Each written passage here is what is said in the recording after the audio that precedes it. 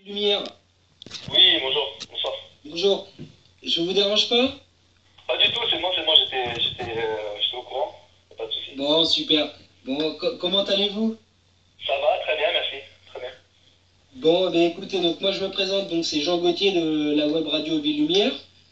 Et j'ai un autre intervenant également, mon collègue qui s'appelle Florian Lavigne, qui aura quelques questions à vous poser également. Ok. Donc pour commencer, bien évidemment, comment allez-vous? Ben, ça va, merci. Très très bien, toujours sur Arles là, depuis quelques années, donc tout va bien, merci. Tout se passe bien? Donc du coup, je voulais un petit peu commencer l'interview en commençant justement à savoir ce que vous étiez maintenant, si vous pourriez exactement nous expliquer ce que vous faites maintenant. Ben, je joue encore, hein, Bien sûr. en la fin de saison de manière, donc j'ai fini mon contrat avec le Nîmes Olympique en Ligue 2. Et je me suis donc engagé dans le club du Pontet en CFA, donc, le Pontet qui est près d'Avignon, donc qui colle à Avignon, donc, où j'ai rejoint mon ancien président, donc Jean-Marc Conrad, pour faire une dernière année, donc avant sûrement de mettre un terme à ma carrière là, en juin prochain. D'accord, donc oui, pour vous, si vous souhaitez mettre la fin de votre carrière fin prochain? Oui, oui, bon là, bon, même s'il y en a qui jouent encore assez tard, donc moi j'aurai quand même 36 ans au mois de novembre. Donc logiquement, moi, je devrais m'arrêter d'ici 2 mois, donc à la fin du championnat, D'accord. pour faire d'autres choses. Donc bon, je pense que j'ai assez bien profité dans ma carrière et il est temps de passer à autre chose. Bien sûr. Donc justement, tout au long de cette interview, on va revenir bien évidemment sur votre carrière, qui a été quand même bien comprimée. Donc je voulais savoir un petit peu bon, votre premier souvenir d'avoir joué contre la Juventus. Ah là, oui, ah, oui, c'est sûr que bon, c'était dans un contexte particulier puisque c'était en série B. Oui, Mais bon, c'est vrai que ils avaient gardé leur grosse équipe, notamment avec Del Piero, Trezeguet, Camoranesi, enfin bon bref, les Buffon, donc pour pouvoir remonter dessus. Donc ça reste un bon souvenir, même si je me rappelle plus, on avait pris un sacré carton, je crois. Mais bon bref, au-delà du score, donc c'est sûr que ça fait toujours plaisir de pouvoir jouer contre des équipes de ce niveau-là. bien évidemment. Donc justement, vous avez joué c'était avec Croton, il me semble. Oui, c'est ça. Ouais. Quel souvenir justement vous gardez de votre passage là-bas? Ben, en Italie, bon, c'est notre culture. Les gens vivent vraiment pour le football. Et même si, bon, même si j'ai connu la série B là-bas, donc j'ai eu la chance lors de la deuxième saison qu'il y ait justement la Juve, le Napoli aussi, le Genoa. Donc il y avait vraiment une série A bis. Mais au-delà de tout ça, bon, moi, ça m'a permis aussi, avec ma famille, de connaître autre chose, de pouvoir apprendre une autre langue, d'apprécier aussi les Calabrais, puisque c'est vraiment des gens très sympas. Donc moi, je retiens, enfin, j'ai que du positif par rapport à mon passage italien. D'accord. Donc je voulais revenir également aussi, bon, bien évidemment sur votre passage à Nantes, étant nantais. Je voulais savoir un petit peu justement quel ressenti vous aviez par rapport à leur saison à l'heure actuelle et surtout par rapport à vos souvenirs que vous avez passés avec Michael Andro, Olivier Monterrubio, enfin toute la belle équipe. Bah, bon, déjà, c'est sûr que je suis arrivé à Nantes à 15 ans, donc on est en pleine adolescence. Donc forcément déjà le côté formation, le fait de se retrouver au centre avec tous ses copains, donc c'était déjà important. Et puis le fait aussi de pouvoir sortir professionnel dans son club formateur, forcément c'était l'objectif principal en arrivant là-bas. Et on a eu la chance aussi de pouvoir, cette génération-là, comme vous l'avez dit, de pouvoir jouer assez rapidement et de gagner en plus des titres. Donc c'est sûr que pour Tout à nous fait.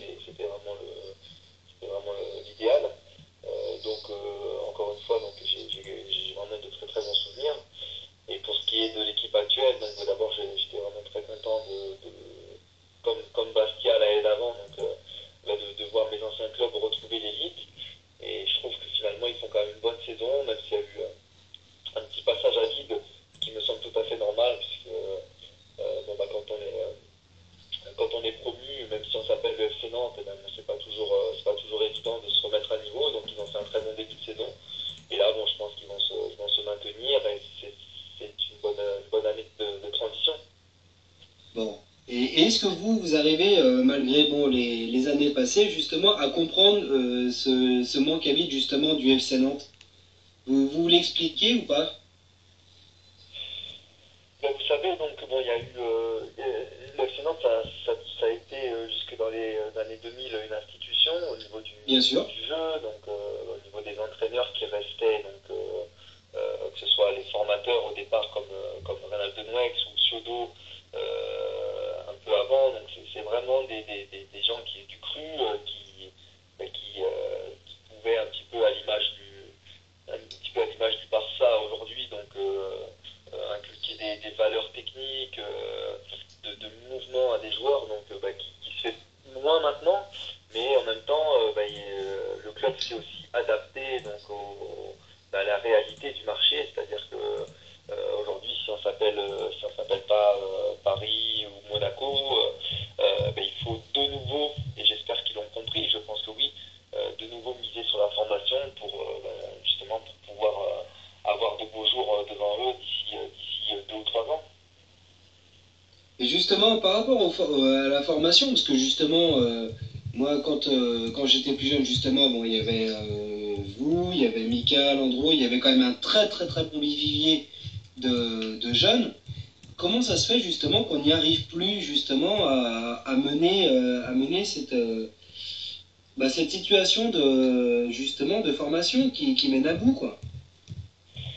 D'abord, c'est jamais évident, donc il y a toujours un ordre un petit peu de club, c'est-à-dire qu'il y a, il y a des joueurs qui sont contactés dans toute la France. On va dire que les meilleurs partent dans les 3 4 meilleurs centres de formation.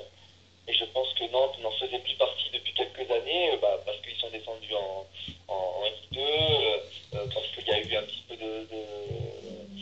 il y a eu des formateurs justement qui étaient là depuis un moment et qui sont partis. Donc il y a tout ça aussi donc, qui rentre dans la balance.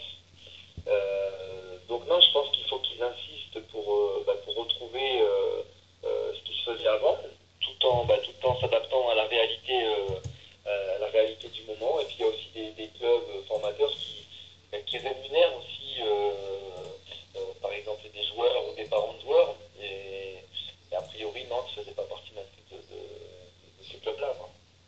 D'accord. Bon, donc du coup, je voulais savoir un petit peu, à l'été 2005, donc tu as fait le choix de rejoindre le club italien, je reviens à Crotone, en série B. Je voulais savoir un petit peu pourquoi est-ce que tu as pris cette décision.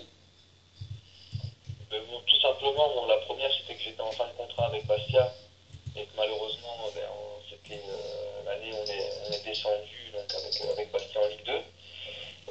Je venais de faire 5 ans à Bastia, donc je pense que j'avais fait un petit peu le tour du club. Même si bon, j'ai adoré vivre là-bas, mes 2 filles sont venues là-bas, donc j'avais envie de vivre une autre expérience. J'avais la possibilité de pouvoir retrouver une Ligue 1 qui jouait le maintien, voire une bonne Ligue 2. Mais à ce moment-là, donc, j'ai préféré tenter l'aventure à l'étranger, notamment en Italie, où c'est un championnat avec le championnat espagnol qui m'a toujours attiré. Donc voilà, bon, au départ, sincèrement, quand je devais partir à Sienne en Serie A et ça s'est pas fait. Et après, donc, bon, Crotone s'est manifesté, sachant que c'était un club succursale de la Juve, notamment comme Vérone ou comme Livourne ou comme d'autres clubs qui étaient en Serie A. Donc je me suis dit que ça serait peut-être un tremplin pour moi là-bas. Et même si après j'ai pas connu la Serie A, bon, je ne me suis pas trompé par rapport au niveau du jeu. C'était un bon challenge pour vous, quoi. Oui, c'était un bon challenge et encore une fois, je regrette pas cette décision-là. D'accord, ok, très bien. Donc, alors, toi qui étais justement dans le championnat pendant l'effet, malheureusement, du Calciopoli, qu'est-ce que tu en penses? Ah, c'est sûr que je vais pas dire que c'est bien. On a pu remarquer aussi que finalement il y avait énormément il y avait énormément de choses truquées dans le football et pas qu'en Italie, hein, donc dans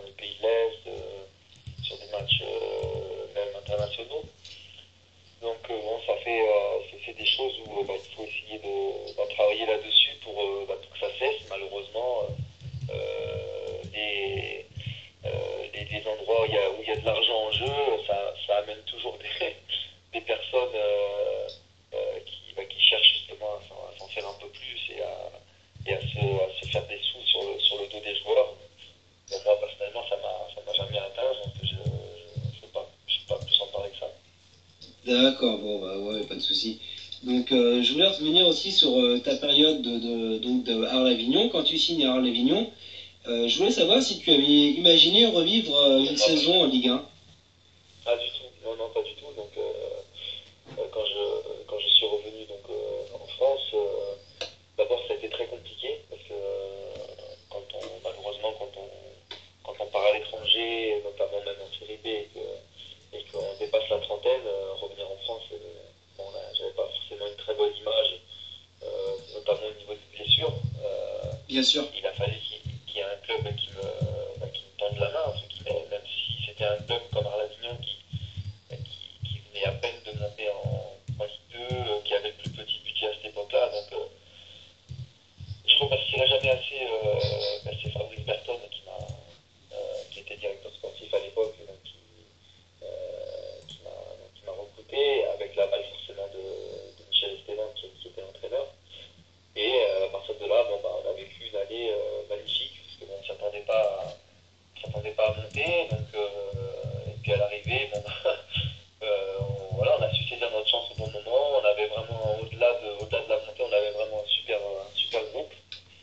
Et à l'arrivée, donc, retrouver la Ligue 1 avec Avignon, c'était un beau pied de nez par rapport, par rapport à ce qui s'était passé pour moi.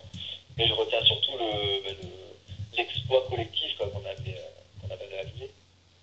Bien sûr. Et justement, donc je rebondis sur, tu disais justement en parlant d'Arles, lorsque tu quittes Arles, bon, tu descends un petit peu plus en rejoignant le National et Nîmes.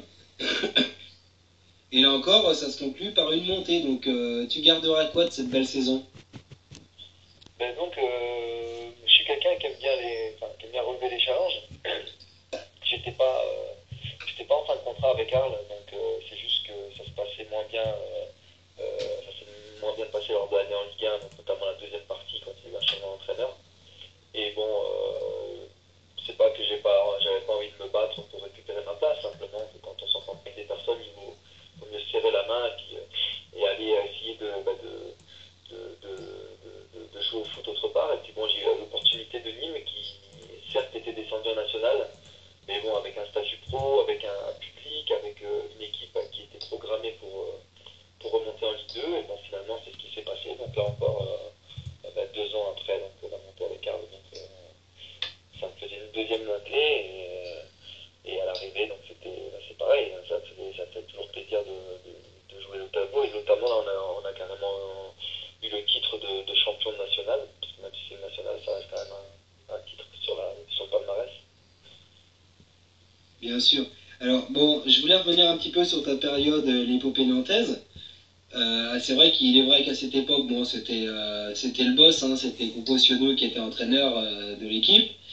Bon, ensuite, tu connaîtras Reynald Denouez, bien évidemment, avec qui tu remporteras 2 Coupes de France. Je voulais savoir un petit peu ce que tu retenais de ces 2 entraîneurs historiques. Ben, moi, l'année où j'ai intégré le centre, donc c'est l'année aussi où Nantes avait été champion, donc la saison 94-95. Donc Oui, nous, comme tous les joueurs de centre, donc toutes les 2 semaines, on allait à la Beaujoire donc, voir l'équipe 1 jouer. Et c'est vrai que bon, déjà, bon, c'était un régal, parce que c'était une saison où ils ont survolé les débats.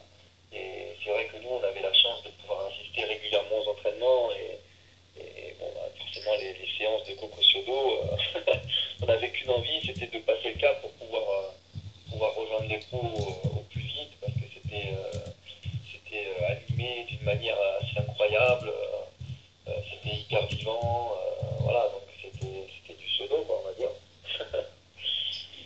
Et ensuite, bon, j'ai enchaîné avec Dejoex qui était un peu plus introverti, mais qui était aussi très très doué, donc au niveau tactique, et qui nous connaissaient tous, puisqu'ils nous avaient tous eu donc, en réserve les années précédentes. Et c'est lui aussi qui m'avait recruté, donc quand j'étais plus jeune. bien sûr. J'ai aussi passé beaucoup d'étapes avec lui, donc, notamment après mes premiers matchs en Ligue 1. D'accord. Bon, et pour ma part, dernière question, je voulais savoir un petit peu, donc en 2001, bon, vous devenez avec le FC Nantes champion de France. alors que tu es en prêt à Bastia. Et je voulais savoir un petit peu, vu que tu avais disputé la première journée face à Lens et que tu gagnes aussi le titre, personnellement, comment tu sens le titre de champion de France? Non, je me sens pas du tout concerné, donc ça on me l'a posé plein de fois. C'est sûr que Ouais, sur je le me doute palmarès, bien, ça je me y est, doute parce que bien. bon, comme, même si quand on joue 30 secondes, ben, on est considéré comme, comme champion de France. Maintenant, bon, ben, j'avais vécu aussi avec ce groupe-là avant, donc on avait passé plusieurs saisons ensemble. Ben, j'étais très content pour eux, un peu frustré, il faut le reconnaître, ben, parce que forcément l'année où je suis prêté, donc il y a le titre au bout, avec ce fameux match contre Saint-Etienne, avec l'envahissement de la pelouse, donc c'est sûr que j'aurais aimé y être aussi. Mais bon, ça m'a permis aussi de connaître un autre entraîneur qui a compté pour moi, donc Frédéric Antonetti à Bastia, où c'est sûr que je passais d'un extrême à l'autre comme personne. Hein. Je ne parle pas comme entraîneur, mais comme personne entre Denouex et Antonetti.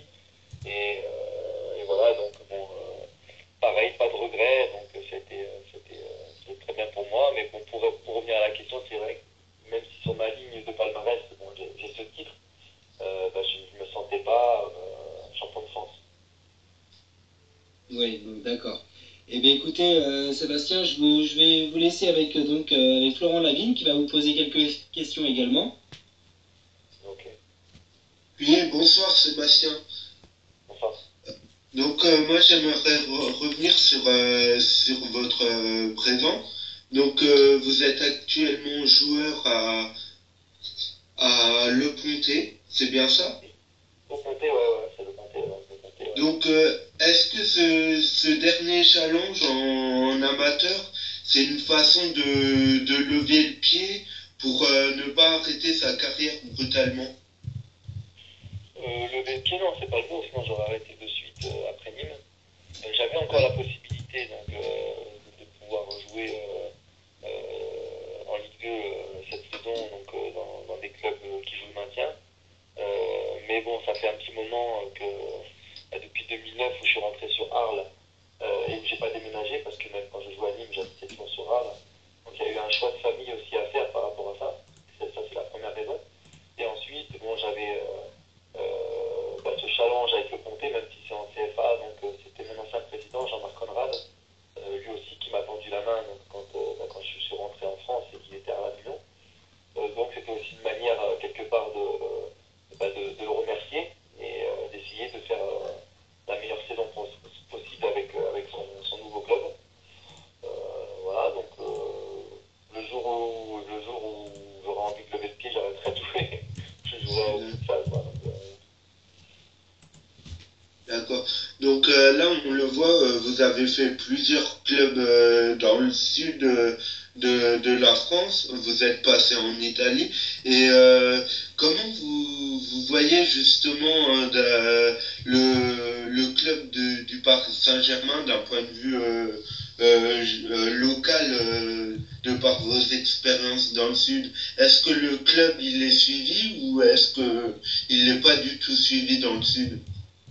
non, non, il est suivi, donc je sais plus à qui j'en parlais il y a pas longtemps, donc on parlait de Maillot, du PSG, donc avant il y a par rapport à Marseille, sur Roget, donc mais c'est vrai que là, depuis que les Qataris sont arrivés, donc que des joueurs mondialement connus, des stars hein, comme Ibrahimovic ou Thiago Motta, Thiago Silva, ont intégré le Paris Saint-Germain, on voit que c'est pas que des noms, donc il y a aussi derrière un gros travail justement pour pouvoir réussir à arriver sur le toit de l'Europe. Euh, bon, voilà, donc moi je sais que je ne vais pas parler pour tous les sudistes, mais je sais quand même qu'ils sont forcément suivis. Euh, c'est quoi qu'on puisse dire, ça reste une très belle équipe. Après, on aime ou on n'aime pas Paris. Mais on peut être qu'admiratif, notamment même au niveau du jeu. Donc, parce qu'il n'y a pas que Vita, ils produisent quand même, depuis surtout depuis Laurent Blanc, produisent quand même un jeu vraiment de qualité avec une possession de balle quand même assez impressionnante donc, par rapport à ce qu'on leur connaissait avant. Et bon, c'est un bon exemple à suivre, même si bon, forcément, ils sont financièrement sur une autre planète avec Monaco par rapport à leurs concurrents. D'accord. Justement, parlons-en de jeu. Est-ce que vous voyez une faille dans ce système? Dans l'équipe de Paris, Oui. ouais, une faille, franchement non, je dirais ils ont l'un des meilleurs milieux de terrain d'Europe, je pense, avec les trois qui jouent habituellement, plus Cabaye, plus le jeune Rabiot. Je pense, hein, Laurent Blanc a trouvé son équilibre avec le 4-3-3. Je pense, je pense qu'il pourrait peut-être plus redoutable s'il arrivait à aligner Cavani et Ibrahimovic dans l'axe ensemble. Mais pour ça, donc, il faudrait qu'il ait vraiment un vrai numéro 10, quoi, un vrai meneur de jeu. Alors je dis pas à l'ancienne, mais pour pouvoir jouer avec un milieu de terrain en losange, dans ce cas-là, avec deux attaquants. Et c'est pour ça que je pense que pendant un moment il parlait de joueurs style Mata, donc peut-être pour pouvoir changer son système. Mais sinon, non, c'est vraiment très fort dans l'axe derrière. Bon, Maxwell Digne, c'est vraiment très bon. L'an dernier, Van Der Bie, il a eu du mal un peu au départ, mais bon, on voit quand même que c'est du costaud. Sirigu dans les buts, non, franchement, c'est vraiment très très fort. D'accord. Et justement, donc j'en reviens au début de votre carrière. Donc vous êtes passé à l'INF Clairefontaine, il me semble. Oui, oui. Et est-ce que vous avez eu l'opportunité de signer dans un club de la région parisienne ou est-ce que vous avez directement choisi le FC Nantes? Ben, moi, c'était assez prématuré parce que avant de signer à Clairefontaine, donc avant, ça veut dire que donc à 13 ans, quoi, 12 ans et demi, j'avais déjà signé un pré-contrat avec Nantes, donc c'était très très Ah, tôt. d'accord. Euh, Moi, à la base, je suis de l'Oise, donc j'ai quand même fait la deuxième année où j'étais à Clairefontaine, pendant qu'on jouait en club, j'ai quand même fait un an à Versailles. Mais c'est vrai que je me suis engagé très rapidement avec Nantes, donc par rapport aux valeurs justement de jeu bah, que montrait le FC Nantes. Donc j'ai jamais eu l'opportunité de pouvoir signer dans un club, notamment de Paris. D'accord. Et justement, après, donc vous faites un passage en équipe de France en jeune, il me semble, où vous avez côtoyé des grands noms, hein, Thierry Henry, Anelka, Gallas et j'en passe. Et quel est le joueur qui vous a le plus marqué? Pour moi, le plus fort de tous, bon, c'était Anelka. Euh, Bon, déjà, il était dans ma promotion de Clairefontaine, donc on était vraiment ensemble, on s'entraînait aussi ensemble. Il y avait Henri aussi qui était avec nous, mais qui avait un an de plus. Donc il était dans notre promotion, donc on ne faisait pas les entraînements ensemble. Mais pour moi, Nico, donc, ça a toujours été vraiment un top joueur, quoi, au-dessus des autres. D'ailleurs, on l'a vu aussi, bon, Henri aussi, mais Nico, moi, ils ont joué très tôt, lui avait une qualité de vitesse et de dribble assez incroyable. Donc, je dirais lui, hein, j'ai connu d'autres joueurs, mais franchement, pour moi, ça a vraiment été le meilleur joueur que j'ai côtoyé. Justement, je rebondis sur ce que vous dites. Est-ce que dans l'équipe ou dans sa jeunesse, il avait déjà un caractère bien trempé? Oui, là, bah, justement, mais c'est pour ça que ceux qui le connaissent bien, ou qui l'ont connu plus jeune, l'aiment beaucoup, parce que il a toujours été comme ça. C'est quelqu'un qui peut être très introverti avec les médias, avec l'extérieur, et bah, hyper sympa, hyper joyeux dans un groupe avec ses potes, avec son équipe. Donc voilà, je pense qu'il a voulu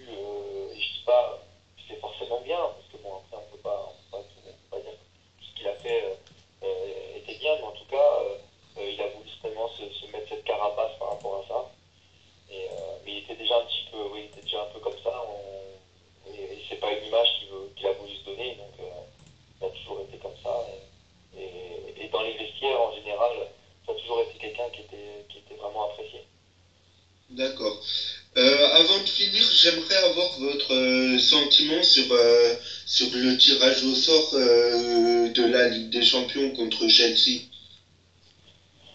Eh ben, je trouve que c'est un bon tirage parce que on va dire que cette année, enfin pour moi, même si le Real a perdu le Classico, mais il y avait vraiment deux équipes qui me paraissent au-dessus, donc le Bayern et le Real. Et c'est vrai, Chelsea, c'est un peu l'équipe entre deux, donc ça va vraiment être un bon test pour Paris. C'est-à-dire que Manchester United, par exemple, c'est une saison compliquée, ou Dortmund un peu moins. Mais là, Chelsea, c'est un peu entre les deux, donc je pense vraiment qu'on va pouvoir tester l'équipe de Paris sur ces deux matchs. Et je pense aussi qu'ils ont toutes leurs chances pour passer. Parce qu'ils ont les chances qu'il faut, même si Chelsea, forcément, on reste là sur le 6-0 de ce week-end, donc forcément, c'est assez marquant juste après le tirage. Mais je pense que Paris a de quoi rivaliser et passer ces quarts de finale. D'accord. Bah écoutez, Sébastien Piocel, on vous remercie encore d'être passé à la web radio Ville Lumière. Pas de problème. C'est moi, je vous remercie. On vous souhaite une excellente soirée.